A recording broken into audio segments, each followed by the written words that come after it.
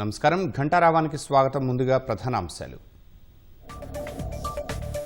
AP వైపు ముంచుకొస్తున్న మొంతా తుపాను ముప్పు. రాత్రికి కాకినాడ సమీపంలో తీరం దాటే అవకాశం.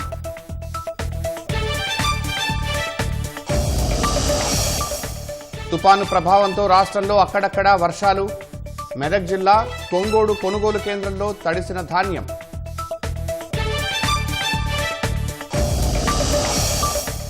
జూబ్లీ హిల్స్ లో కాంగ్రెస్ గెలుపు ఖాయమన్న మంత్రి సీతక్క.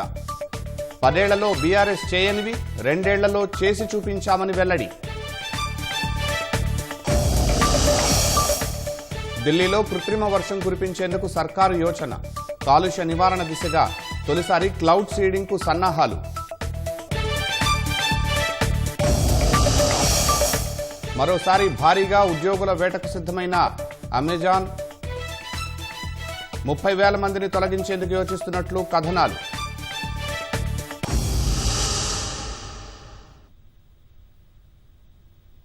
మొంతా తుపాను ముంచుకొస్తోంది. గంటకు 15 కిలోమీటర్ల వేగంతో కదులుతున్న తుపాను కాసేపటి క్రితం తీవ్ర తుపానుగా రూపాంతరం చెందిందని వాతావరణ శాఖ వెల్లడించింది. ఈ సాయంత్రం లేదా రాత్రికి కాకినాడ సమీపంలో తీరం దాటనున్న మొంతా దాదాపు 18 గంటల పాటు ప్రభావం చూపనుంది. కోస్తా జిల్లాల్లో అత్యంత భారీ వర్షాలు కురుస్తాయని భారత వాతావరణ శాఖ హెచ్చరించింది.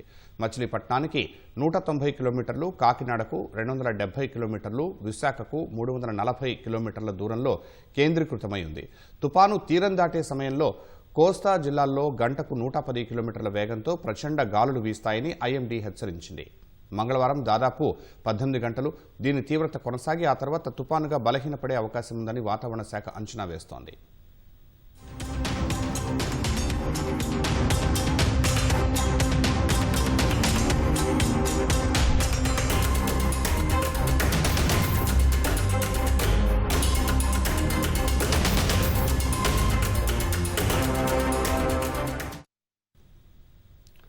మొంతా తుపాన్ దృష్ట్యా రాష్ట్రంలో పలు జిల్లాలకు వాతావరణ శాఖ ఎల్లో హెచ్చరికలను హైదరాబాద్ వాతావరణ శాఖ జారీ చేసింది.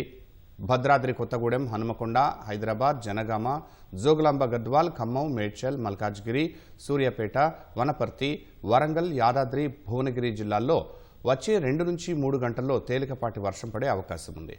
గరిష్ట ఉపరితల గాలి వేగం గంటకు 40 కిలోమీటర్ల కంటే తక్కువగా వీయనున్నాయి. తేలికపాటి ఉరుములతో కూడిన వర్షాలు 1-2 చోట్ల వచ్చే అవకాశం ఉందని వాతావరణ శాఖ తెలిపింది. బహిరంగ ప్రదేశాల్లో పండించిన పంటలను నిల్వ ఉంచవద్దని, పంటలకు ఎరువులు, పురుగు మందులు వేయవద్దని అధికారులు సూచించారు. నీటి వనరుల వద్ద చెట్ల కింద ఉండవద్దని తెలిపారు.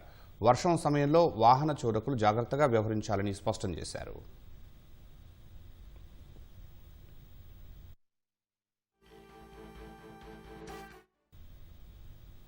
మావోయిస్ట్ పార్టీకి మరో ఎదురు దెబ్బ తగిలింది. ఆ పార్టీ రాష్ట్ర కమిటీ సభ్యుడు బండి ప్రకాష్ పోలీసుల ఎదుట లొంగిపోయారు. డీజీపీ శివధర్ రెడ్డి ఎదుట ఆయన లొంగిపోయినట్టు సమాచారం. తెలంగాణ రాష్ట్ర కమిటీ సభ్యుడిగా ఉన్న ఆయన మావోయిస్టు పార్టీలో 45 ఏళ్లు వివిధ స్థాయిల్లో పనిచేశారు. ప్రభాత్ అనే పేరుతో ప్రెస్ టీమ్ ఇన్ఛార్జిగా కూడా బండి ప్రకాష్ బాధ్యతలు నిర్వర్తించారు.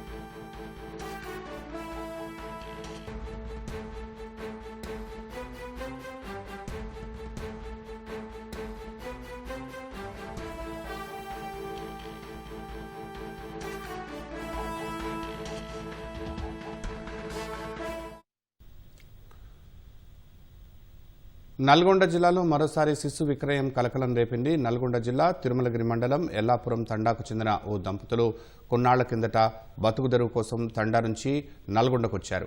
భర్త ఉదయం నుంచి మధ్యాహ్నం వరకు స్థానిక మటన్ దుకాణంలో పనిచేసి సాయంత్రం వేళ ఆటో నడుపుతూ కుటుంబాన్ని పోషిస్తున్నాడు. ఈ నెల 15న హాలియాలోని ఓ ప్రైవేట్ ఆసుపత్రిలో భార్య కాన్పు జరగ్గా పాప జన్మించింది. ఈ విషయాన్ని శిశువు తండ్రి గుంటూరులోని తన బంధువుకు సమాచారం ఇచ్చాడు. ఇప్పటికే 2 ఆడపిల్లలు ఉన్నారని, కుటుంబ పరంగా సాకలేనని చెబుతూ తన ఆర్థిక పరిస్థితులను వివరించేసరికి అతను తూర్పుగోదావరి జిల్లాకు చెందిన మరొక వ్యక్తికి సమాచారం ఇచ్చాడు. అతను ఈ నెల 25న నల్గొండ జిల్లాకు వచ్చి శిశువును తమ వెంట తీసుకువెళ్లాడు.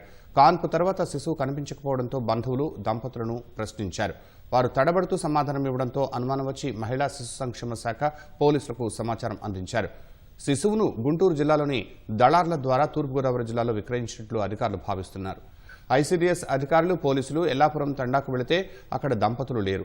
నల్గొండలోని అద్దె ఇంటికి వెళితే తాళం వేసి ఉంది. కేసు నమోదు చేసిన నల్గొండ 1 టౌన్ పోలీసులు దర్యాప్తు చేస్తున్నారు. దంపతులకు 8, 6 ఏళ్ల వయస్సున్న 2 కుమార్తెలు ఉన్నారు. శిశు విక్రయంపై ప్రత్యేక బృందాలను ఏర్పాటు చేసి శిశువును కొనుగోలు చేసిన ముఠా కోసం పోలీసులు గాలిస్తున్నారు. శిశువును తల్లివుడికి చేర్చేందుకు పోలీసులు, ఐసీడీఎస్ అధికారులు చర్యలు చేపట్టారు.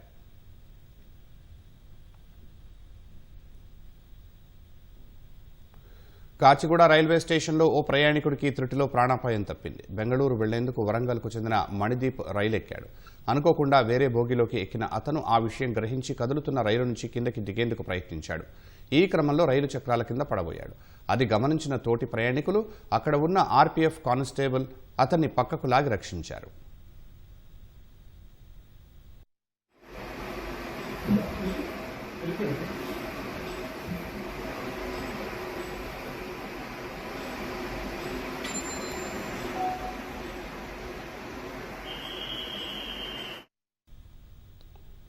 సంగారెడ్డి జిల్లా రుద్రానం జాతీయ రహదారిపై జరిగిన రోడ్డు ప్రమాదంలో ఓ వ్యక్తి మృతి చెందాడు. రాత్రి అతివేగంతో వస్తున్న డీసీఎం ఢీకొట్టి నాగరాజు అనే వ్యక్తి తీవ్ర గాయాల పాలై అక్కడికక్కడే మరణించాడు. సమాచారం అందుకున్న పటాన్చెరు పోలీసులు సంఘటనా స్థలానికి చేరుకుని మృతదేహాన్ని పోస్టుమార్టం నిమిత్తం ప్రభుత్వ ఆసుపత్రికి తరలించారు. కుటుంబ సభ్యుల ఫిర్యాదు మేరకు కేసు నమోదు చేశారు.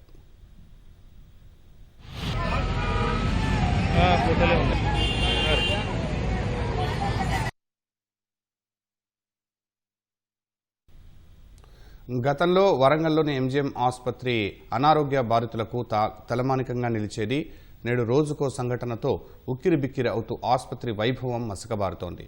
రాత్రి వరంగల్లోని ఎంజీఎం ఆసుపత్రికి వచ్చిన ఓ రోగిని సెక్యూరిటీ గార్డు బయటికి లాక్కుని వచ్చి విచక్షణారహితంగా దాడి చేసిన ఘటన కలకలం సృష్టించింది. పోలీసుల ఎదుటే రోగిపై సెక్యూరిటీ గార్డ్ దాడికి దిగినా వారు ప్రేక్షక పాత్ర పోషించారే తప్ప కనీసం నిలువరించే ప్రయత్నం చేయలేదు. సాటి రోగి బంధువులు వారించగా అతడు మానసిక రోగి అంటూ సెక్యూరిటీ గార్డ్స్ చెప్పారు. మానసిక రోగి పట్ల దాడికి పాల్పడ్డాన్ని పలువురు ఆగ్రహం వ్యక్తం చేస్తున్నారు.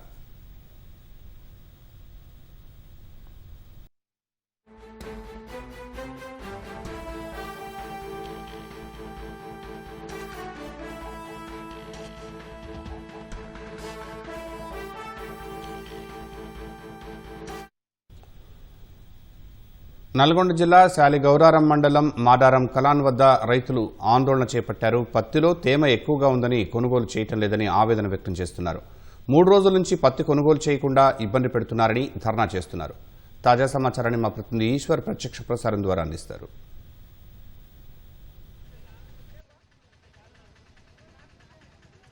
రైట్ శర్మ, నల్గొండ జిల్లా వ్యాప్తంగా కూడా ఈసారి పత్తి అధిక శాతంలో అయితే పండించారు. మొత్తం నల్గొండ జిల్లా వ్యాప్తంగా 5,64 లక్షల ఎకరాలలో అయితే పత్తి సాగు చేశారు. అయితే ఈ పత్తి పండించడం ఒక ఎత్తు అయితే అమ్ముకునే సమయంలో కూడా రైతులు తీవ్ర ఇబ్బందులు ఎదుర్కోవాల్సిన పరిస్థితి ఏర్పడింది. ప్రస్తుతం మనం నల్గొండ జిల్లా శాలిగౌరారం మండలం మాదారం వద్ద అయితే ఉన్నాము. ఇక్కడ రైతులు అయితే ఈ పత్తి కొనుగోలు అయితే చేయడంలో అని చెప్పి అయితే పెద్ద ఎత్తున కూడా ఆందోళన దిగారు. రోడ్డుపై బైఠాయించి ఇక్కడ నకరేకల్లు అరవపల్లి రహదారి మధ్యలో బైఠాయించి ఇక్కడ ఆందోళన అయితే చేపట్టారు. ఈ పత్తి మొత్తాన్ని కూడా తీసుకొచ్చి ఇక్కడ రోడ్డు పైన వేసి తగలబెట్టిన పరిస్థితి కూడా ఉంది. ముఖ్యంగా చూసుకున్నట్లయితే ఇక్కడ పత్తి అధిక శాతం తేమ ఉందని చెప్పి కారణంగా అయితే ఇక్కడ కొనుగోలు చేయడం చెప్పి అయితే రైతులు ఆందోళన వ్యక్తం చేస్తారు. గత 3 రోజుల నుంచి కూడా ఇక్కడ ఈ పత్తి కొనుగోలు కేంద్రాల వద్ద అయితే పడిగాపులుగా వస్తున్నాము, ఏదో వంక చెప్పి ఇక్కడ కొనుగోలు చేయట్లేదు చెప్పి అయితే ఇక్కడ రైతులు అయితే ఆందోళన వ్యక్తం చేస్తున్న పరిస్థితి. ప్రస్తుతం మనతో పాటు కొంతమంది రైతులు ఉన్నారు. వీళ్ళ ప్రధాన సమస్య ఏంటి, ఎందుకు పత్తి కొనుగోలు చేయట్లేదు, వీరిని అడిగి తెలుసుకుందాం. చెప్పండి, ఎందుకు పత్తి కొనుగోలు చేయట్లేదు, అధికారులు ఏమంటున్నారు? అధికారులు మ్యాచర్ రావాలని నిన్న సీసీ ఓపెన్ అంటే 27వ తారీఖు నుంచి మేము పత్తి వేసుకురావడం జరిగింది. టోకెన్ బుక్ చేసుకోమని టోకెన్ కూడా బుక్ చేసుకొని వచ్చినాం. నిన్న మేము అడిగినప్పుడు 3 రోజుల వరకు టైం ఉన్నది, మీకు 3 రోజుల వరకు ఇదే టోకెన్తో మీకు పనిచేస్తామని చెప్పారు. ఈ రోజు వచ్చే వరకు లిస్ట్ కూడా పెట్టిరాడ గేట్ ముందు లిస్ట్ పెట్టి ఈ లిస్ట్లో ఉన్న పేర్ల వరకు మేము తీసుకుంటాం, ట్రాక్టర్లో తీసుకుంటాం అన్నారు. మళ్ళీ ఇప్పటికిప్పుడు ఏమని చెప్పారు, మీ టోకెన్ చేసి అయిపోయింది, మళ్ళీ మీరు మళ్ళీ బుక్ చేసుకుంటేనే పత్తి తీసుకుంటామన్నారు, చేస్తా అన్నారు. మళ్ళీ ప్లస్ మ్యాచర్ అన్నారు, వాతావరణం వర్షం పడుతుంది. మ్యాచర్ వాళ్ళు అనుకున్న 8, 7, 12 రావాలంటే మాకు ఇప్పుడు వచ్చే పరిస్థితి లేదు. వాతావరణం వర్షాలు పడుతుంది కాబట్టి మ్యాచర్ ఎక్కువ వస్తుంది. ఎట్లనే చేసి మా పత్తి కొనుక్కొని దిగుమతి చేయాలని మేము అడుగుతున్నాం. మా డిమాండ్. మీరు చెప్పండి, పత్తి ఎందుకు ఇక్కడ రోడ్డు మీద పోసి మీరు తగలబెడుతున్నారు, అసలు కారణం ఏంటి? మేము పత్తి CCI ఓపెన్ అవుతుంది అని ఒక 24వ తారీఖు నాడు మాకు ఇన్ఫర్మేషన్ వచ్చిందండి. 24వ తారీఖు నాడు ఇన్ఫర్మేషన్ వస్తే మేము స్లాట్ బుక్ చేసుకున్నాం. స్లాట్ బుక్ చేసుకొని పత్తి కేంద్రానికి వచ్చినాక మాకు సోమవారం రోజు రండి, వర్షాలు వస్తున్నాయి అన్నారు, ఆరబెట్టుకొని రాని అన్నారు. అంటే మేము పత్తిని తీసుకొని వచ్చినాం. పత్తిని తీసుకొని వచ్చినాక నిన్న అందరూ మ్యాచర్ చెక్ చేశారు. 17, 16 వస్తుంది. 17, 16 వస్తుంటే మరి రైతుల కాడ కొనుగోలు చేయాలని మేము డిమాండ్ చేసినాము. అయితే సాయంత్రం 4 గంటలన్నరకు అట్లా ఓపెన్ చేశారు. ఓపెనింగ్ చేసి ఒక 2 బండ్లు మాత్రం తీసుకున్నారు. మిగతా రేపు తీసుకుంటా ఉన్నారు. మిగతా రేపు తీసుకున్నాను. ఈరోజు వచ్చినాం. ఈరోజు వచ్చినాక నిన్న స్లాట్ బుక్ చేసినాం. 27వ తారీఖు స్లాట్ బుక్ అయింది. 28వ తారీఖు నాడు స్లాట్ బుక్ అయితేనే మేము తీసుకుంటాం అంటున్నారు ఈరోజు. అయితే ఈరోజు స్లాట్ బుక్ చేసుకొని మళ్ళీ రేపు తీసుకుంటాం అంటున్నారు. మేము 3 రోజుల నుంచి ఇక్కడే పడిగాపులు కాస్తున్నామండి. ఈరోజు ఈ సంవత్సరం వర్షాలు ఎక్కువ వచ్చిన కారణంగా పత్తి అసలు తీసడానికే వీలు లేకుండా ఉంది. ఎప్పుడో వర్షం వెరతెరిపించినప్పుడు 2 రోజులకు మేము తీసుకొని ఇంట్లో వేసుకొని ఆరబెట్టుకొని తీసుకొని వస్తున్నాం. అయినా కానీ పత్తి అసలు ఆరటం లేదు. ఈసారి అధిక వర్షాలు ఉన్న కారణంగా మాకు విపరీతమైన అధిక దిగుబడులు రాకుండా పత్తికి బాగా పెట్టుబడి వచ్చింది. ఇప్పుడు పోయిన సంవత్సరం 10 క్వింటాలు వచ్చిన పత్తి చేను ఈ సంవత్సరం 5 క్వింటాలు కూడా వచ్చేది కూడా కష్టంగానే ఉంది. అందుకని మమ్మల్ని ప్రభుత్వం ఆదుకొని రైతాంగాన్ని కాపాడాలని కోరుకుంటున్నాం. చెప్పండి, మీరు పత్తి తీసుకొచ్చి ఎన్నాళ్ళు అవుతుంది? అధికారులు అడుగుతుంటే ఏమంటున్నారు? నేను 3 రోజులు సార్ పత్తి తీసుకొచ్చి ఇక్కడికి నన్ను 27వ తారీఖు స్లాట్ బుక్ చేసుకోమని చెప్పాను సార్. 27వ తారీఖు స్లాట్ బుక్ చేసుకున్నాం. నిన్న ఉండి రేపు తీసుకుంటామని చెప్పాను సార్. రేపు తీసుకోమని చెప్పి ఇప్పుడు వచ్చేసరికి నిన్న స్లాట్ మనకి రాదు, ఇవాళ స్లాట్ బుక్ చేసుకోమని చెప్తుండు. మళ్ళీ వచ్చి మ్యాచర్ చూసేసరికి మ్యాచర్ నీది నడవదు, తీసుకోమని రిటర్న్ తీసుకోమని చెప్పిండు. ఇప్పటికి నేను ఎంగేజ్ కట్టలేకపోతున్నాను సార్. 2 రోజులు ఇప్పటికి నీ బండి ఎంగేజ్ కట్టలేకపోతున్నా, అక్కడ తొక్కిన పైసలు అడుగుతున్నారు. మేము ఇప్పుడు సచ్చే రోజు వచ్చింది సార్. ఇలా ఏం బాధ లేదు. నైట్ వర్షం వచ్చింది సార్. నైట్ వర్షం వచ్చింది, వర్షాలు పడుకున్నాం. ఇంతవరకు బువ్వలేదు సార్. మాకు తిండి లేదు. వాళ్ళ నుండి మాకు హిందీ రావట్లేదు. వాళ్ళు హిందీలో మాట్లాడుతారు, మాకు తెలుగు వస్తుంది, వాళ్ళకి హిందీ రావట్లేదు. మాకు అర్థం కావట్లేదు. మమ్మల్ని వెళ్ళిపోవని చెప్తున్నారు. CCI వాళ్ళు పట్టించుకునే నాదులు లేరు, ఎవరు లేరు, నాయకుడు లేడు, ఒక ఎమ్మెల్యే లేడు. ఇక్కడ ఎమ్మెల్యే వస్తున్నారని చెప్పారు, ఎమ్మెల్యే లేడు, ఒక కలెక్టర్ లేడు, ఒక CCI మార్కెట్ అధికారి లేడు, ఎవరు వచ్చే నాదులు లేడు సార్ ఇక్కడికి. మా రైతులు పట్టించుకునే నాదులు లేడు ఇక్కడ. మేము యూరియా బస్తాల కోసం పోయినాడు కూడా అట్నే చెప్పారు. యూరియా బస్తా ఇబ్బంది పెట్టింది. ప్రభుత్వమే రైతులు మళ్ళీ రైతుకు మేలు చేస్తామని చెప్తుంది. ప్రభుత్వం ఏం చేయలేకపోతుంది మమ్మల్ని. అసలు ఎందుకు ప్రభుత్వం ఉందా లేదా? అసలు మాకు పత్తి కొంటే చాలు. మాకు పత్తి కొనాలి. మాకు ఎంత శాతం వచ్చినా పత్తి కొనాలి. మేము తయారు చేసింది కాదు. ఎవరెవరికో ఇంట్లో పండుకొని ఆడు కంపెనీ తయారు చేసుకుని కంపెనీ పెట్టుకొని ఆడు MRP ధర పెట్టుకుంటాడు. మేము రైతు పండించిన ధరకు మేము అమ్ముకునే పరిస్థితి లేదు. ఆడు చెప్పిన ధరకు మేము అమ్ముకునే పరిస్థితి లేకపోయింది సార్. ఇలా మా పరిస్థితి అర్థం చేసుకోవాలని కోరుకుంటున్నాను సార్. మీరు ఎన్ని రోజులు అవుతుంది పత్తి తీసుకొచ్చి? ఏమంటారు? నేను 3 రోజులు అవుతుంది సార్ పత్తి తీసుకొచ్చి. నేను 27వ తారీఖు స్లాట్ బుక్ చేసుకున్నాము. కిరాయి ట్రాక్టర్లో పత్తి దొక్కొచ్చినాము. ఇప్పటికీ 3 రోజుల నుంచి ఇక్కడే ఉన్నాము. వర్షం స్టార్ట్ అయింది. ఇప్పుడు ఇంట్లో వెండేసిన బట్టలే మెత్తగవుతుంది సార్. ఇక్కడ పత్తి ఎట్లా మ్యాచర్ వస్తుంది? 8 రావడం అసాధ్యం సార్. పత్తికి రైతుకు 20 దాకా వచ్చినా పత్తి కొనుగోలు చేయాలి గవర్నమెంట్కు. ఇప్పుడు ప్రజాప్రతినిధులు రైతులు కాపాడాలి. వాళ్ళేం పట్టించుకోవడం లేదు. గవర్నమెంట్లు ఏమో పేరుకే నామమాస్తం ఉన్నాయి కానీ రైతుకు మేలు చేయట్లేవు. ఇప్పుడు గవర్నమెంట్ ఈ సంవత్సరం యూరియా దొరకక రైతులు అస్తవ్యవస్థలు పడ్డారు. లైన్లు కట్టిరు, బస్తా తీసుకొని దిగుబడి రాక రైతులు పత్తికి మ్యాచర్తో సంబంధం లేకుండా పత్తి కొనాలి సార్. గవర్నమెంట్ కొని రైతులకు న్యాయం చేయాలి. ఎంతసేపు రైతులు ఆదుకునే ప్రయత్నం చేయాలి రైతుల. రైట్, ఇది మొత్తంగా కూడా ఇక్కడ పత్తి తేమ శాతం అధికంగా ఉందని చెప్పేసి అధికారులు అయితే పత్తిని కొనుగోలు చేయకుండా నానా ఇబ్బందులు పెడుతున్నారని చెప్పి అయితే రైతులు ఆవేదన వ్యక్తం చేస్తున్నారు. ఎలాంటి ఆంక్షలు లేకుండా 12%, 14% ఉన్నా సరే చూసి కొద్దిగా ఈ పత్తి కొనుగోలు చేయాలని చెప్పి అయితే ఇక్కడ రైతులు అయితే ప్రధానంగా డిమాండ్ చేస్తున్నారు. ఒకవేళ పత్తి కొనుగోలు కనుక చేయకపోయినట్లయితే ధర్నా ఇదే విధంగా కొనసాగిస్తామని చెప్పి కూడా రైతులు హెచ్చరిస్తున్నారు. ఇది ఇక్కడ ఉన్న తాజా సమాచారం. Over to you. జూబ్లీహిల్స్ ఉప ఎన్నికల్లో బీజేపీ గేర్ మార్చింది. ఎన్నికలు సమీపిస్తున్న తరుణంలో ప్రచారంలో దూకుడు పెంచాలని భావిస్తోంది. అందులో భాగంగా ఉత్తరప్రదేశ్ సీఎం యోగి ఆదిత్యనాథ్ మార్క్ ప్రచారాన్ని తెలంగాణలోనూ చేపట్టి ప్రజలకు చేరువవ్వాలని యోచిస్తోంది. యూపీ ఎన్నికల్లో ప్రచారం చేపట్టిన తరహాలో దూకుడు పెంచాలని నిర్ణయించింది. నేడు జూబ్లీహిల్స్ సెగ్మెంట్లో ఒకేసారి 52 చోట్ల ప్రచారానికి ప్రణాళిక రచించింది. సాయంత్రం 4 గంటల నుంచి రాత్రి 8 గంటల వరకు విస్తృతంగా ప్రచారం చేయాలని కమలం పార్టీ నిర్ణయించింది. ఈ ప్రచారంలో నేతలంతా పాల్గొనాలని రాష్ట్ర నాయకత్వం ఆదేశించింది. జూబ్లీహిల్స్ ఉప ఎన్నిక ప్రచారానికి పోలింగ్ బూత్ డివిజన్లని 78 శక్తి కేంద్రాలుగా బీజేపీ విభజించుకుంది. ఒక్కో శక్తి కేంద్రంలో 6 నుంచి 8 పోలింగ్ బూతులు ఉండనున్నాయి. ఏ పోలింగ్ బూతులో ఎవరు ప్రచారంలో పాల్గొనాలనే అంశంపై బీజేపీ రాష్ట్ర నాయకత్వం జాబితా సిద్ధం చేసినట్లు తెలిసింది. ఇప్పటికే పలువురు లీడర్లకు వాటికి సంబంధించిన వివరాలు పంపించినట్లు సమాచారం. కాంగ్రెస్, బీఆర్ఎస్తో పోలిస్తే అభ్యర్థి ప్రకటన నుంచి ప్రచారం వరకు అన్ని అంశాల్లో బీజేపీ వెనుకబడింది. దీంతో పార్టీపై విమర్శలు వస్తున్న నేపథ్యంలో తాము ఎందులోనూ తక్కువ కాదని నిరూపించి సత్తా చాటాలని కమలం పార్టీ నిర్ణయించుకుంది. అందుకే ప్రచార పర్వంలో దూసుకుపోయేలా ప్రణాళికలు సిద్ధం చేసుకున్నట్లుగా తెలుస్తోంది.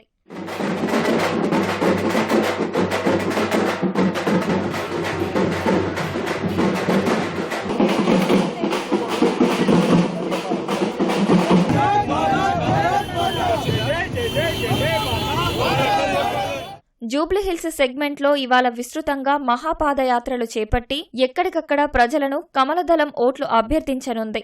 బీజేపీకి చెందిన కేంద్ర మంత్రులు, ఎంపీలు, ఎమ్మెల్యేలు, ఎమ్మెల్సీలు, రాష్ట్ర నాయకులు, కార్పొరేటర్లు సాయంత్రం నుంచి రాత్రి 8 గంటల వరకు పాదయాత్ర చేయనున్నట్లు పార్టీ వర్గాలు తెలిపాయి. పాదయాత్ర ద్వారా బస్తీలోని ప్రజలను నేరుగా కలవడంతో పాటు వారి సమస్యలను తెలుసుకోనున్నారు. అనంతరం ప్రధాన కూడళ్ల వద్ద వీధి సమావేశాలు నిర్వహించనున్నారు. అందులో గత బీఆర్ఎస్ 10 ఏళ్ల పాలన, 2 ఏళ్ల కాంగ్రెస్ పాలనపై ఎండగట్టనున్నట్లు పార్టీ వర్గాలు తెలిపాయి. మోదీ సంక్షేమ పథకాలు, సాహసోపేతమైన నిర్ణయాలు, రాష్ట్రానికి కేటాయించిన నిధులపై ప్రజలకు వివరించనున్నారు. గతంలో బీఆర్ఎస్ చేసినట్లే ఇప్పుడు ఎంఐఎంను పెంచి పోషిస్తూ కాంగ్రెస్ నేతలు సంతుష్టి రాజకీయాలు చేస్తున్నారని ఎంపీ లక్ష్మణ్ ఆరోపించారు. జూబ్లీహిల్స్ ఉప ఎన్నిక బీజేపీ, ఎంఐఎం మధ్య పోటీగా రాష్ట్ర అధ్యక్షుడు రామచంద్రరావు అభివర్ణించారు. జూబ్లీస్ లో రేపు కాంగ్రెస్ పార్టీని గెలిపిస్తే ఇక్కడ రాష్ట్రంలో వాళ్ళ 6 గ్యారంటీలు ఏం చేయలేకపోయారు. కానీ వీళ్ళు జూబ్లీస్ లో గెలిస్తే మొట్టమొదటి జంట నగరాల్లోని రౌడీ షీటర్లకు కేసులు ఎత్తివేత, వసూళ్లకు హప్తా వసూళ్లకు రౌడీ షీటర్లకు ప్రత్యేకమైనటువంటి లైసెన్స్ జారీ, వాళ్ళ సెకండ్ గ్యారంటీ. తర్వాత బెదిరింపులు, దౌర్జన్యాలపై కేసులు నమోదు లేవు. వయసు పైబడిన రౌడీ షీటర్లకు నెలకు 50,000 ఇది వాళ్ళ మేనిఫెస్టో అవుతాయి. రౌడీ సీట్ల ప్రత్యేక కార్పొరేషన్ ఏర్పాటు, భూ కబ్జాలకు, సెటిల్మెంట్లకు ప్రత్యేకమైనటువంటి ఒక లైసెన్స్ జారీ. ఇది మొత్తం కాంగ్రెస్ మేనిఫెస్టో. ఒకవైపు law and order, gun culture పెరుగుతా ఉంటే మీరు అక్కడ ఎంఐఎంతో కలిసి ఈరోజు శాంతి భద్రతలు కూడా మొత్తం దెబ్బతీసే ప్రయత్నం చేస్తున్నారు. రాష్ట్రంలో డబుల్ ఇంజిన్ సర్కార్ అధికారంలోకి రావాలంటే జూబ్లీహిల్స్ విజయంతో పునాది పడాలని పార్టీ నాయకత్వం భావిస్తోంది. అతి త్వరలో జీహెచ్ఎంసీతో పాటు స్థానిక సంస్థల ఎన్నికలున్న నేపథ్యంలో ఈ ఎన్నికలో తమదైన మార్కును చూపి ముందుకెళ్లాలని బీజేపీ భావిస్తోంది. గాంధీభవన్లో భువనగిరి ఎంపీ చామల మీడియాతో మాట్లాడుతున్నారు. ప్రత్యక్ష ప్రసారం ద్వారా చూద్దాం. తెలంగాణ ప్రజలకు తెలియంది కాదు. మీ హయాంలో ఏం చేసిరంటే మీ హయాంలో రాజీవ్ గాంధీ ఇంటర్నేషనల్ ఎయిర్పోర్ట్ కట్టిర్రా? మీ హయాంలో ఓఆర్ఆర్ కట్టిర్రా? మీ హయాంలో ఏం కట్టిర్రు? మీ హయాంలో కమిషన్లు వచ్చే ప్రాజెక్టులు తప్ప ఏది కట్టలే. ఎక్కడ కమిషన్ వస్తే అక్కడ పనిచేసిర్రు. కాళేశ్వరం ప్రాజెక్టు మీద ఉన్న జాస మీకు దేని మీద లేదు. అదే 1,00,000 చిల్లర కోట్లను కనుక మీరు సరి అయిన విధంగా ఖర్చు పెట్టి ఉంటే దక్షిణ తెలంగాణలో కృష్ణా మీద ఉన్నటువంటి ప్రాజెక్టులు, అటు తుమ్మిడిహట్టి దగ్గర ప్రాణహిత చేవల ప్రాజెక్టు 2 కంప్లీట్ అయ్యి అది రాష్ట్రాన్ని సస్యశ్యామలం అయ్యేది. కానీ మీకు దాని మీద కూడా చిత్తశుద్ధి లేదు.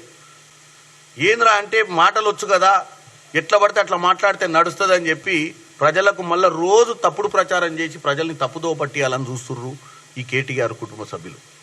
నేను ఒక్కటే చెప్తున్నా, ఈ రాష్ట్రానికి మీ వల్ల ఒరిగింది ఏం లేదు. మీ కుటుంబానికి మాత్రం బ్రహ్మాండంగా కలిసి వచ్చినట్టుగా మీరు వ్యవహారం చేసుకుర్రు, వ్యాపారం చేసుకుర్రు, ఉద్యోగాలు తెచ్చుకుర్రు తప్ప నీళ్లు, నిధులు, నియామకాలు, నీళ్లు కేసీఆర్ ఫామ్ హౌస్కు పోయినాయి, నిధులు కేటీఆర్ ఆస్తులు పెంచుకోనికైనాయి, నియామకాలు సంతోష్ రావుకి రాజ్యసభ, కవితకు ఎమ్మెల్సీ ఒకసారి, లోక్సభ ఒకసారి, కేటీఆర్కు అమెరికా నుంచి హైదరాబాద్ ఎయిర్పోర్ట్లో దిగంగానే ఎమ్మెల్యే, సిట్టింగ్ ఎమ్మెల్యేను అప్పటిదాకా సిట్టింగ్ ఇన్ఛార్జ్ను అప్పటిదాకా కాన్స్టిట్యున్సీని అట్టి పెట్టుకున్న వ్యక్తిని కాదని ఉద్యమకారుని మహేందర్ రెడ్డి గారిని పక్కన పెట్టి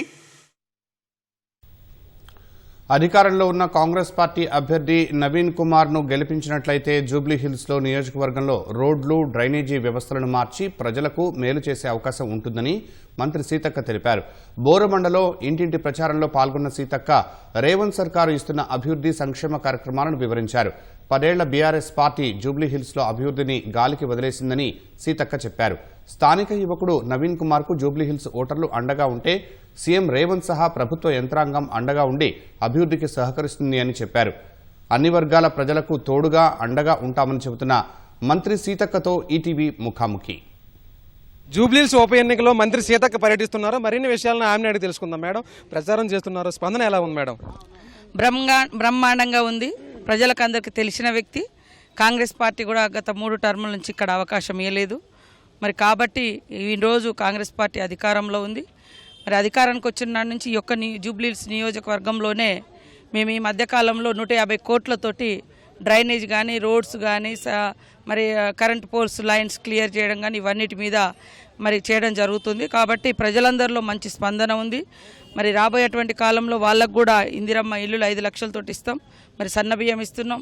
పేదల ఇళ్లలో కరెంటు 200 యూనిట్ల కరెంటు నడుస్తుంది. మహిళలు కూడా పెద్ద ఎత్తున ఫ్రీ బస్సు వాడుకుంటా ఉన్నారు. రాష్ట్రంలో 1.5 ఇయర్లోనే దాదాపుగా 70,000 మందికి ఉద్యోగాలు ఇచ్చినాం. మరి గత 10 సంవత్సరాలుగా వాళ్ళు చేయలేనటువంటి పనులను 1.5 ఇయర్లో మేము చేసి చూపించడం జరిగింది. ఖచ్చితంగా కాంగ్రెస్ పార్టీ అభ్యర్థి ప్రజల మనిషిగా ఉన్నాడు, గల్లీలలో తెలిసిన వ్యక్తి.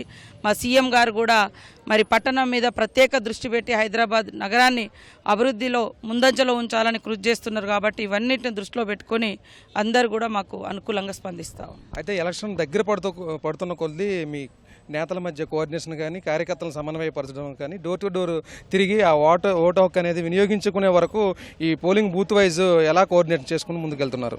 తప్పకుండా అండి. ఇల్లు తిరుగుతున్నాను. నేనే దాదాపుగా వారం రోజుల నుంచి ఇక్కడ తిరుగుతూ ఉన్నాం. మా ఎమ్మెల్యేలు కూడా తిరుగుతూ ఉన్నారు. కాకపోతే వాళ్ళ లెక్క ఉప ఎన్నికలు ఎక్కడ ఉంటే అక్కడ వచ్చి మొత్తం వదిలేసుకొని కాదు, మేము కొంతమంది ఇప్పుడు 4-5 రోజుల నుంచి బయట నుంచి వచ్చినటువంటి వాళ్ళం కూడా ఇక్కడ ఇన్ఛార్జీలుగా మా ఎమ్మెల్యేలు, మా మినిస్టర్స్, మా చైర్మన్స్ తిరుగుతూ ఉన్నారు. లోకల్గా దాదాపుగా 3 నెలల నుంచి ఇక్కడ లోకల్ నాయకత్వాన్ని అంతా కూడా మేము అలర్ట్ చేసి మాకుండేటువంటి నాయకులను ఇక్కడ అలా కేటాయించడం జరిగింది. మేమందరం బయట నుంచి వచ్చినటువంటి వాళ్ళం మ్యాక్సిమం 1 వీక్ నుంచి ఇక్కడ పనిచేస్తున్నాం. కోఆర్డినేషన్ ఉంది. మాకు లోకల్గా కూడా బలమైన నాయకత్వం ఉంది.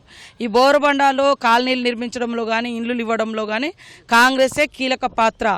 ఆ రోజు పీజేఆర్ గారి కాడ నుంచి మొదలు పెడితే అంతకుముందు వైఎస్ఆర్ గారు ఇల్లు ఇచ్చింది కానీ, పీజేఆర్ గారి హయాంలో ఈ కాలనీల కోసం మరి ఫైట్ చేసి ఇవన్నీ కాలనీలు నిర్మించింది కానీ ఇవన్నీ కూడా కాంగ్రెస్ ఆధ్వర్యంలోనే జరిగింది. గత 10 సంవత్సరాల్లో గల్లీల ముఖం కూడా చూసినటువంటి దాఖలాలు లేవు. అదే కాకుండా ఇవాళ సెంటిమెంట్ల మీద ఓట్లు అడుగుతున్నారు. ఇదే పీజేఆర్ గారు ఈ హైదరాబాద్ బ్రాండ్గా, హైదరాబాద్కు తెలిసిన వ్యక్తిగా, గల్లీ బిడ్డలుగా పనిచేసిన వ్యక్తి చనిపోతే ఆ కుటుంబం నిలబడితే కనీసం టీడీపీ, బీజేపీ కూడా పోటీ పెట్టలే ఆ రోజు పీజేఆర్ గారి కుటుంబం మీద. కానీ ఆ రోజు ఇదే బీఆర్ఎస్ పార్టీ, అది ప్రతిపక్ష పార్టీగా కూడా లేదు కనీసం. కానీ ఓట్ల కోసం ఎంత ఆతృత ఉందో, ఒక మంచి నేత మీద, తెలంగాణ కోసం ఫైట్ చేసినటువంటి నేత మీద మరి పోటీకి, వాళ్ళ కుటుంబం మీద పోటీకి పెట్టి ఆ రోజు కన్నీళ్ళకు కారణమైంది వీళ్ళే. ఒక సాంప్రదాయం ఉండేది ఉమ్మడి రాష్ట్రంలో, ఎవరైనా చనిపోతే ఆ కుటుంబం మీద పోటీ పెట్టకూడదని. కానీ బీఆర్ఎస్ పార్టీ వచ్చినాక ఆ సాంప్రదాయానికి బదులు దుస్సంప్రదాయాలు తీసుకొచ్చి ఇలా కన్నీళ్లు కాల్చేది బీఆర్ఎస్ నాయకులు. కాబట్టి మంచి సాంప్రదాయాలన్నీ కూడా పొడగొట్టిరు. కుటుంబ సాంప్రదాయాలు, వ్యక్తిగత సాంప్రదాయాలు తీసుకొచ్చి ఇది తెలంగాణ సిద్ధాంతం, తెలంగాణ ప్రజల ఆచారం అని రుద్ది వాళ్ళ ఫామ్ హౌస్ కల్చర్ను ప్రజల మీద రుద్దిరు. ప్రధానంగా అధికార పార్టీకి సంబంధించి అభ్యర్థిని ఎన్నుకున్నట్లయితే అభివృద్ధి సంక్షేమ కార్యక్రమాలు చేయడానికి ఆస్కారం ఉంటుంది. గత 2 ఏళ్ళుగా కూడా అనేక కార్యక్రమాలు ఈ జూబ్లీహిల్స్ నియోజకవర్గంలో కావచ్చు, రాష్ట్ర వ్యాప్తంగా కూడా ముఖ్యమంత్రి సారథ్యంలో మంత్రివర్గం అంతా కూడా చేస్తూ వస్తుంది. మీరు ప్రధానంగా గల్లీ డోర్ టు డోర్ తిరిగేటప్పుడు అనేక కార్యక్రమాలు చేసి ఉంటారు. ప్రధానంగా ఏ సమస్యలు మీ దృష్టికి వచ్చే ప్రాధాన్యత క్రమంలో రాబోయే 3 ఏళ్లలో చేసే అవకాశం ఉందంటారు? వాస్తవానికి ఇళ్లలో నీళ్లు రావడం, డ్రైనేజ్ ప్రాబ్లమ్స్ ఉన్నది, రోడ్ల ప్రాబ్లం ఉంది, కరెంటు లైన్స్, తర్వాత ఇండ్లు కూడా గతంలో కాంగ్రెస్ ఇచ్చిన ఇళ్ళే తప్ప ఇక్కడెక్కడ ఇల్లులు కనబడడం లేదు. ఇల్లులు అడుగుతూ ఉన్నారు. ఇలా కొంత ఉపాధి, పిల్లల కోసం ఉపాధి అడుగుతూ ఉన్నారు. ఇది మేజర్గా ఇల్లులు అడుగుతున్నారు, రోడ్లు, డ్రైనేజీ, ఇది మేజర్ సమస్యగా మా దృష్టికి వస్తాం. అంటే గత 10 ఏళ్ళు కూడా అధికారంలో ఉన్నటువంటి బీఆర్ఎస్ కావచ్చు, స్వర్గీయ మాగంటి గోపీనాథ్ కావచ్చు, అనేక సమస్యలు ఇప్పటికీ ఉండడానికి కారణం వాళ్ళు చేయలేదంటారు.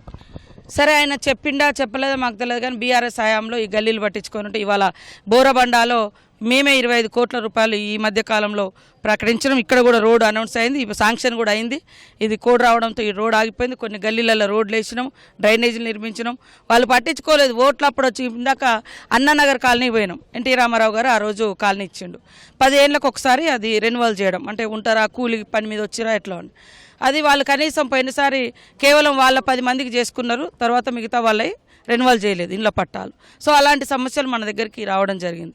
అలాంటి వాళ్ళ సమస్యలు కూడా స్వాస్థ్యంగా పరిష్కరించే బాధ్యత మాది. ఖచ్చితంగా సరే వాళ్ళు ఈరోజు మా ముఖ్యమంత్రికి ఉన్నంత యాక్సెస్ ఎమ్మెల్యేలకు ఆయనకు కేసీఆర్తో ఉండేది కాదు. మరి ఆ రోజు వాళ్ళ ఎమ్మెల్యేలు కలిసిర్రో కలవలేదో ఏమైందో, కానీ గల్లీలలో పట్టించుకోలేదు. ఓట్లప్పుడు మాత్రం వాళ్ళని వీళ్ళని తీసుకొచ్చి ఓట్లు అడుగుతారు, గెలుతారు, అవతల పడతారు. కానీ మేము అట్లా కాదు. మేము 10 సంవత్సరాల రేషన్ కార్డు కూడా ఇవ్వలేదు. అందరు అడుగుతారు, రేషన్ కార్డు ఇవ్వలేదు. పేద గుడిసె ఉంటుంది, గుడిసెలో కరెంటు ఉచితంగా కూడా రాలేదు. ఇలాంటి పేద బిడ్డలకు ఉపయోగపడే సంక్షేమ పథకాలు మేము తీసుకొచ్చినాం. ఇవాళ ఆడకూతుర్లు డబ్బు లేకుండా వాళ్ళ అమ్మగారి ఊర్లకు దేవుడి కాడికి లేదా ఎక్కడికైనా పోవడానికి బస్సు ఫ్రీ పెట్టినాం. ఆ బస్సు మీద ఏడుస్తూ ఉన్నారు, అయ్యా ఆటోల మీద మీరు మాకు కూడా సానుభూతుంది. కానీ ఆటోలు మెయిన్ రోడ్ల మీద కంటే గల్లీలలో ఎక్కువ తిరుగుతాయి. సరే ఆటోల కోసం మరి మీరేమైనా చేసినా? మీరు వాళ్ళ బతుకులను బుగ్గిపాలు చేసుకోవడం కోసం ఓబాలా ఇంకేదో ఊబరు అట్లాంటివి మీరు తీసుకొచ్చారు, ఓలా ఇట్లాంటివి. కానీ ఈరోజు ఆటో అన్న భార్య బస్ ఎక్కి అమ్మగారింటికి హైదరాబాద్ నుంచి వరంగల్ పోవచ్చు, మహబూబ్నగర్ పోవచ్చు, నిజామాబాద్ పోవచ్చు, ఖమ్మం పోవచ్చు, ఇవన్నీ తిరగవచ్చు. ఆ ఇంటి అన్నలకు మరి 200 యూనిట్ల కరెంటు ఫ్రీగా ఇస్తున్నాము. అదేవిధంగా కరెంటు ఫ్రీతో పాటు సన్నబియ్యం ఇస్తున్నాము, రేషన్ కార్డులు ఇచ్చినాము. ఇట్లా ఇవన్నీ చేస్తున్నాము. మహిళలకు వడ్డీ లేని రుణాలు ఇస్తున్నాం.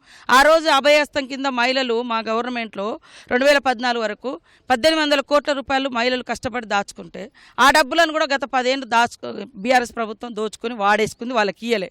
ఇవాళ మహిళలకు ఇవ్వాల్సినటువంటి వడ్డీ లేని రుణాలు ఏదైతే పావుల వడ్డీ ఉందో అది కూడా 3000 కోట్లు ఎగ్గొట్టిపోయారు. ఇవాళ వచ్చి ఏదో మహిళలకు మేము 10 ఏళ్లలో మీరు ఏం చేశారు? ఇప్పుడు ఈ 2.5 సంవత్సరాలలో 27,000 కోట్లకు పైగా వడ్డీ లేకుండా రుణాలు ఇచ్చి 1500 కోట్ల రూపాయల వాళ్ళ వడ్డీ డబ్బులను మేము వాళ్ళ అకౌంట్లో వేస్తున్నాం. మహిళలకు ఇన్సూరెన్స్ పెట్టినాం. మహిళలకు ఏమన్నా చనిపోతే వాళ్ళు తీసుకున్న లోన్ కూడా మాఫీ చేస్తున్నాం. ఇవన్నీ కూడా మేము చేస్తున్నాం. ఇవాళ కేవలం 100 రూపాయల చీర గురించి, సంవత్సరానికి ఒక్కసారి ఇచ్చే 100 రూపాయల చీర గురించి వాళ్ళు 100 సార్లు మాట్లాడుతున్నారు. మేము నెలకు 40 రూపాయలు 50 రూపాయలు ఖర్చు కాకుండా ఇంటికి మనిషికి ఒక 6 కిలోల బియ్యం, సన్న బియ్యం ఇస్తున్నాం. మరి 200 యూనిట్ల కరెంటు తోటి నెలకు 500 రూపాయలు మిగులుతూ ఉన్నాయి. ఒక అమ్మాయి ఒక ఇళ్ళల్లో పనిచేసే అక్క బోరబండ నుంచి చార్మినార్ పోవాలి, బోరబండ నుంచి ఎర్రగడ్డ లేకుంటే ఇంకొక అడి పోవాలి అంటే బస్ ఎక్కి పోగలుగుతుంది ఫ్రీగా. ఆమె కష్టపడి సంపాదించుకునే 10,000 అయితే ఖర్చు అయ్యేది గతంలో మరి అందులో సగం ఖర్చు ట్రావెల్ ఛార్జ్ అయ్యేది. దాన్ని లేకుండా ఇవాళ ట్రావెల్ ఛార్జెస్ 3,000, 2,000, 4,000 అలాంటి రోజు పని చేసుకొని బతికే బిడ్డలకు కూడా బస్సు ఫ్రీ చేయడం మూలంగా వాళ్ళకు మిగులుతూ ఉన్నాయి. ఇవన్నీ ఆలోచించాలని కోరుతా ఉన్నాం. అక్క చివరగా కాంగ్రెస్ పార్టీకి మీ అభ్యర్థి నవీన్ కుమార్ యాదవ్కి ఓటర్లు ఓటు వేయాలి అని చెప్పాలనుకుంటే ఏం చూసి ఓటు వేయాలని మీరు చెప్పదలుచుకుంటారు? అన్ని వర్గాలకు అన్ని ప్రాంతాల యొక్క మరి హక్కులను అదేవిధంగా వాళ్లకు ఒక అండగా దండగా ప్రభుత్వం ఉంది.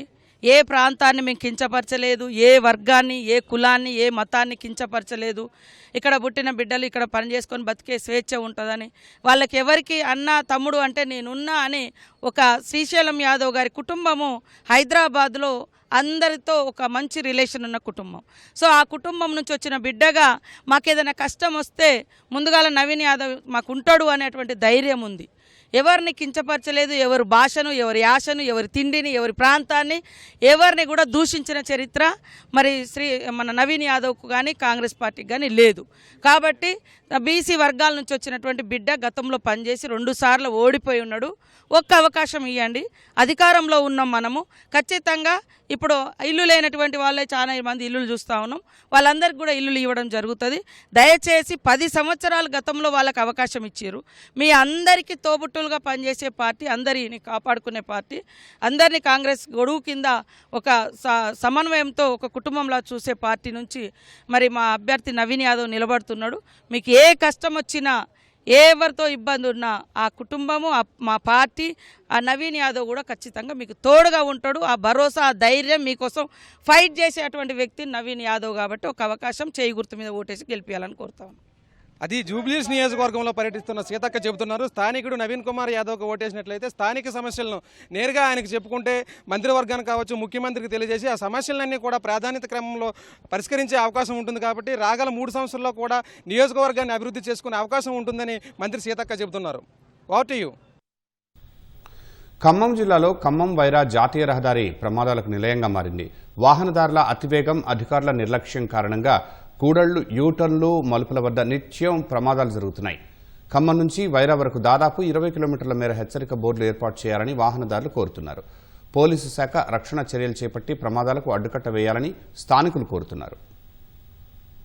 ఖమ్మం నగరం మధ్య నుంచి సూర్యాపేట, దేవరపల్లి జాతీయ రహదారి పోతుంది. జిల్లాలో ఏ ప్రాంతానికి వెళ్లాలన్నా ఈ దారే ప్రధానమైంది. ఇప్పుడు ఇది ప్రమాదాలకు నిలయంగా మారింది. వేలాది వాహనాలు పరుగులు తీసే ఈ రోడ్డులో ఖమ్మం శ్రీశ్రీకూడలి నుంచి కలెక్టరేట్ వరకు ఏదో ఒక జంక్షన్లో నిత్యం ప్రమాదాలు జరుగుతూనే ఉన్నాయి. ప్రధానంగా ఎస్ఆర్ గార్డెన్, శ్రీశ్రీకూడలి, Gopalapuram junction, Velugumatla urban park, Bhoodan భూములకు వెళ్లే యూటర్నులు ప్రమాద ఘంటికలుగా మారాయి.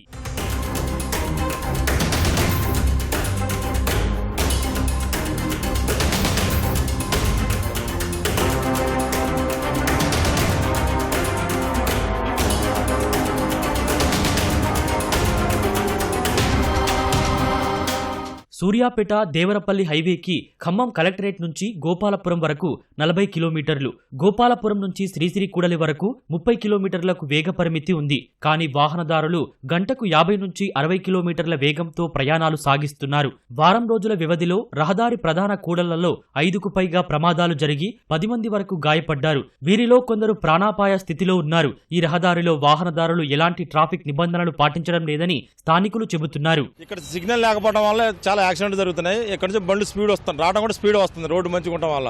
ఇక ఇక్కడ కంట్రోల్ నిలుపుకోలేక యాక్సిడెంట్లు బాగా జరుగుతున్నాయి. ఇటు వైఎస్ఆర్ కాలనీ నుంచి రాణాపాలెం మండలం మొత్తం పోతారు. ఇటు నుంచి కూడా వైరా నుంచి వెహికల్స్ మొత్తం ఇక్కడ వాళ్ళకు కూడా ఇబ్బంది అవుతుంది. అటు పక్క పోయే రోడ్లో కూడా ఇటు ఉత్తరం కోట నుంచి కొదుమూరు లచ్చగూడ చింతకన్నా వెహికల్స్ ఇటు నుంచి పోతారు. హరీష్ రావు తండ్రి సత్యనారాయణ పార్థివ దేహానికి కేసీఆర్ నివాళి అర్పించారు. ప్రత్యక్ష ప్రసారం ద్వారా చూద్దాం.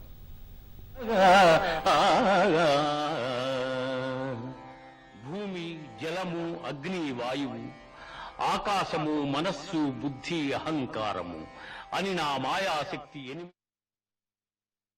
ఒప్పియున్నదని గ్రహింపుము.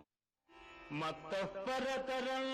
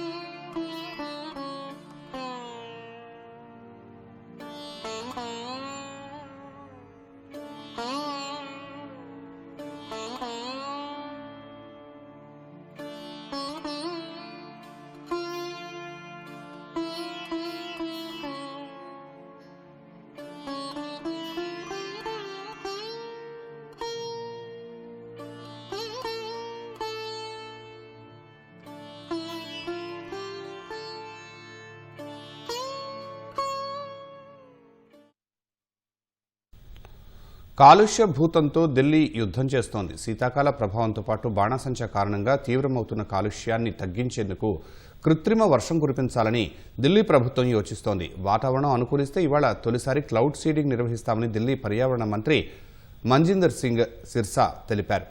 కాన్పూర్ నుంచి విమానం ఢిల్లీకి రానుందని వెల్లడించారు. ఢిల్లీలో క్లౌడ్ సీడింగ్ ప్రయోగానికి ఇప్పటికే సన్నాహాలు పూర్తయ్యాయి. గత వారం బురారి మీదుగా విమానం నుంచి సిల్వర్ అయోడైడ్, సోడియం క్లోరైడ్ సమ్మేళనాలను కురిపించారు. అయితే వాతావరణంలో తేమ శాతం కారణంగా వర్షం కురియలేదు. 3,21,00,00,000 రూపాయల వ్యయంతో 5 క్లౌడ్ సీడింగ్ ట్రయల్స్ నిర్వహించడానికి ఐఐటి కాన్పూర్తో ఢిల్లీ ప్రభుత్వం ఒప్పందం చేసుకుంది. ఈ మేరకు directorate general of civil aviation కూడా ఐఐటి కాన్పూర్కు అనుమతి మంజూరు చేసింది.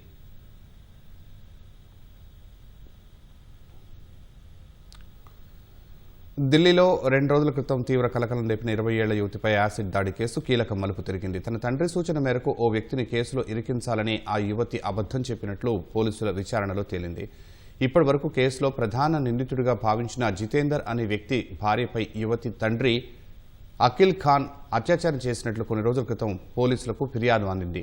2021 నుంచి 2024 మధ్య అఖిల్ ఖాన్కు చెందిన ఓ కర్మాగారంలో పనిచేస్తున్నప్పుడు తనపై అత్యాచారం చేశాడని, ఆ ఘటనను ఫోటోలు తీసి బెదిరింపులకు పాల్పడ్డాడని జితేందర్ భార్య పోలీసులకు తెలిపింది. అయితే రాతపూర్వక ఫిర్యాదు చేసేందుకు ఆమె నిరాకరించింది. దీంతో ఆమె కుటుంబంపై ప్రతీకారం తీర్చుకోవాలనుకున్న అఖిల్ ఖాన్ తన కుమార్తెతో కలిసి ఈ కుట్ర పన్నాడు. అశోక్ విహార్ ప్రాంతానికి ఇంట్లోని టాయిలెట్ క్లీనర్ను తీసుకువెళ్లిన యువతి దాన్ని తాకి తన 2 చేతులను కాల్చుకుంది. అనంతరం గట్టిగా అరుస్తూ యాసిడ్ దాడి జరిగినట్లు నాటకం ఆడింది. విచారణ సమయంలో యువతి చెప్పినట్లు జితేందర్ ఆ ప్రాంతంలో లేడని పోలీసులు గుర్తించారు. అంతేకాక యువతి ఘటనా ప్రాంతంలో ఆటో ఎందుకు దిగిందని పోలీసులకు అనుమానం వచ్చింది. ఈ నేపథ్యంలో జితేందర్ చెప్పిన కోణంలోనూ దర్యాప్తు చేసిన పోలీసులు అఖిల్ ఖాన్, ఆమె కుమార్తె కుట్రను ఛేదించారు. అసెంబ్లీ ఎన్నికల నేపథ్యంలో బీహార్లో రాజకీయం వేడెక్కింది. పార్టీ వ్యతిరేక కార్యకలాపాలకు పాల్పడుతున్నారనే కారణంతో 2 ఎమ్మెల్యేలతో సహా 27 మంది నాయకులపై ప్రతిపక్ష ఆర్జేడీ వేటు వేసింది. బహిష్కరణకు గురైన నాయకులను పార్టీ ప్రాథమిక సభ్యత్వం నుంచి కూడా సస్పెండ్ చేసినట్లు పార్టీ చీఫ్ మంగని లాల్ మండల్ తెలిపారు. మహాగఠబంధన్ అభ్యర్థులకు వ్యతిరేకంగా పనిచేస్తున్న కారణంగా ఈ నిర్ణయం తీసుకున్నట్లు పార్టీ తెలిపింది. బహిష్కరణకు గురైన 27 మందిలో 2 ఎమ్మెల్యేలు చోటేలాల్ రాయ్, మహమ్మద్ కమ్రాన్తో పాటు 4 మాజీ ఎమ్మెల్యేలు, 1 ఎమ్మెల్సీ ఉన్నారు. పార్టీ వ్యతిరేక కార్యకలాపాలకు పాల్పడుతున్నారనే కారణంతో 6 నేతలపై బీజేపీ ఇప్పటికే బహిష్కరణ వేటు వేసింది. బీహార్లో నవంబర్ 6, 11వ తేదీల్లో 2 విడతల్లో పోలింగ్ జరగనుంది. నవంబర్ 14న ఓట్ల లెక్కింపు చేపట్టనున్నారు. టెక్ దిగ్గజం అమెజాన్ మరోసారి పెద్ద ఎత్తున ఉద్యోగులపై వేటు వేసేందుకు సిద్ధమైంది. ఈసారి ఏకంగా 30,000 మంది కార్పొరేట్ ఉద్యోగులను తొలగించాలని యోచిస్తున్నట్లు అంతర్జాతీయ మీడియా కథనాలు వెల్లడించాయి. కంపెనీ చరిత్రలోనే ఇది అతిపెద్ద ఉద్యోగాల తొలగింపుగా పేర్కొన్నాయి.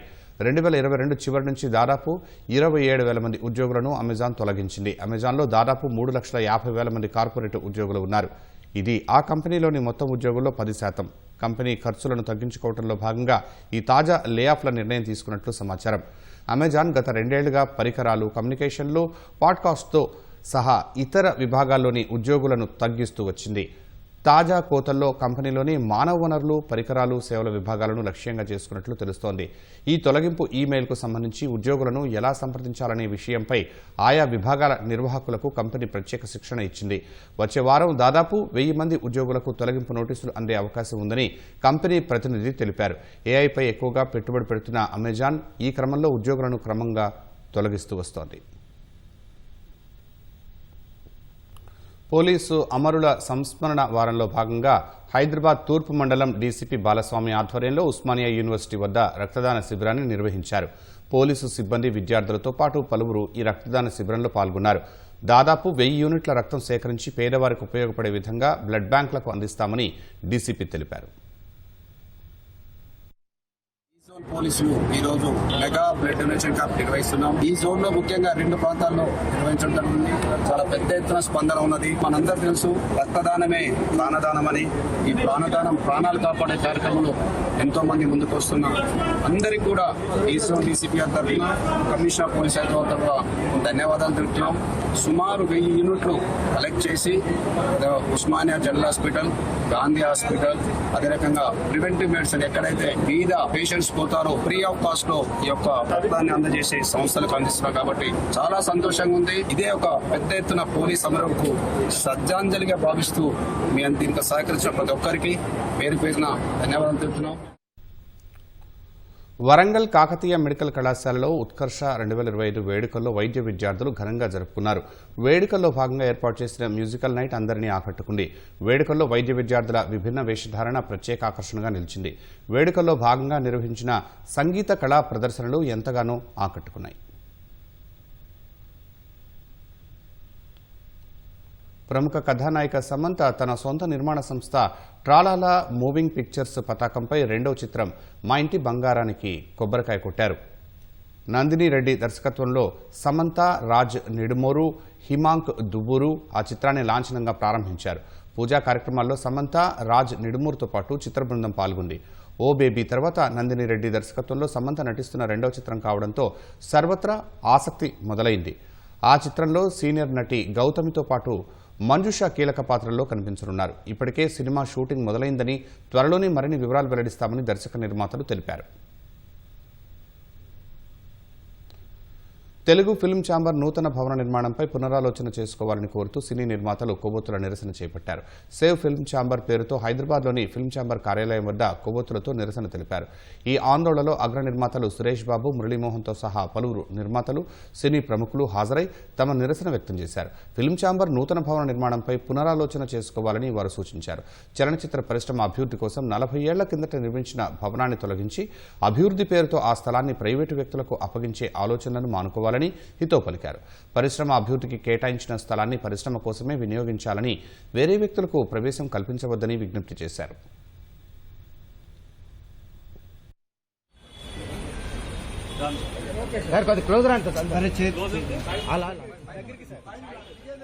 బిల్డింగ్ బదులు కొత్త బిల్డింగ్ కడుతుంటే ఆ building should predominantly have film industry and media related activities. ఆ కేపబిలిటీ ఇండస్ట్రీలో చాలా మందికి ఉంది. We can set it up in such a way that film ప్రొడక్షన్కి కోవర్కింగ్ స్పేసెస్, అన్ని ఆఫీసెస్ పెట్టుకునేదానికి ఒక good area. Just like how you have T hub for IT and startups, we should have something to remember that ఈ film Nagar వల్ల industry Chennai నుంచి హైదరాబాద్కి వచ్చింది. Now we should keep this as history on the value of Film Nagar, the value of film industry, the value that film industry has brought to Hyderabad city. దీన్ని ఎవరికో డెవలప్మెంట్కి ఇచ్చేసి అందులో 3/4 షేరు వాళ్ళకి వెళ్ళిపోయి మనకి ఏమీ లేకుండా 25% ఉండకూడదు. 100కి 100 ప్రతి ఇంచి కూడా ఇది ఫిల్మ్ ఇండస్ట్రీకి సంబంధించిందిగా ఉండాలి తప్ప బయట వాళ్ళు ఎవరినో డెవలప్మెంట్ తీసుకుని ఇచ్చేది కాదు. ఇది ఇండస్ట్రీకి కావాల్సినటువంటి ఛాంబర్కి కానీ, ప్రొడ్యూసర్ కౌన్స్ కానీ, డైరెక్టర్ అసోసియేషన్ కానీ, మూవీ ఆర్టిస్ట్ అసోసియేషన్ కానీ, ఆడిటోరియంస్ కానీ, ఎడిటింగ్ సినిమా ఇండస్ట్రీకి సంబంధించినదే తప్ప ఇందులో బయటది ఏది కూడా రావడానికి వీల్లేదు.